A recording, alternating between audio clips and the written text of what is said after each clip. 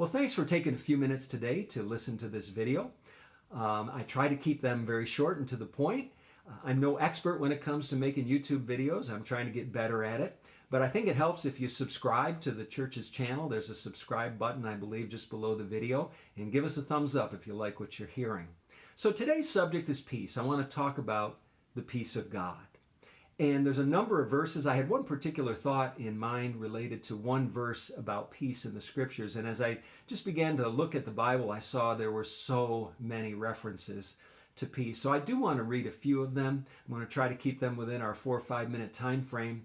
But God's words are more important than mine. So I think it's important that I share these scriptures with you. And then I'll leave you with one final point at the end. The first verse is taken from Isaiah chapter 26, verse 3, a very familiar verse. I quoted it many times, read it many times, and I'm sure it's familiar to many of you. It says this in Isaiah 26, 3, "You will keep him in perfect peace, whose mind is stayed on you, because he trusts in you."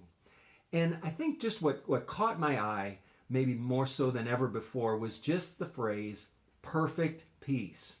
Perfect peace. It does not get any better than this.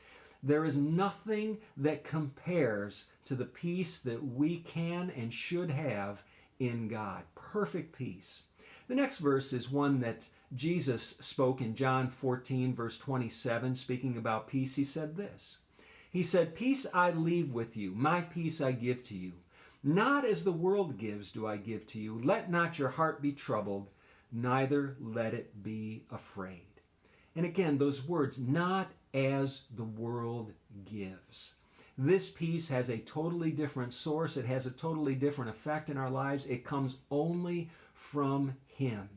There's nothing in the world, any quasi-peace that the world can offer that can compare to this peace that is not as the world gives, as Jesus said. Jesus also spoke in John 16:33, and he said these words concerning peace. He said, "I have told you these things so that in me you may have peace. In this world you will have trouble. But take heart, I have overcome the world." Notice that he said, in this world you will have trouble. Well, I think we're all kind of finding that to be true. We've known that's true, but even in these days that we're in right now, it even seems more true, that we're going to have trouble in this world. Be careful. Be careful about how much news you consume. Obviously, we're all trying to keep up to date, but you don't have to watch it for hour upon hour upon hour. We need to just keep our focus on Him and take that peace, have that peace in our heart that He offers us. It is not as the world gives. We are going to have some troubles in this world. We're walking through a difficult time, but by His grace, we will get through it. This is the main verse that I wanted to just leave with you.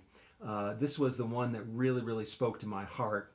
And it's from Philippians chapter 4, verses 6 and 7. The Apostle Paul is speaking, and he says, "Be anxious for nothing, but in everything by prayer and supplication with thanksgiving, let your requests be made known to God.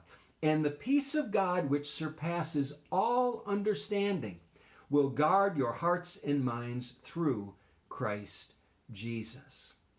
And as I was looking at that verse and I saw those words, it surpasses all understanding, which means, think about this. It surpasses all understanding. The NIV says it transcends understanding. The world will say, people will say, you're just living in denial.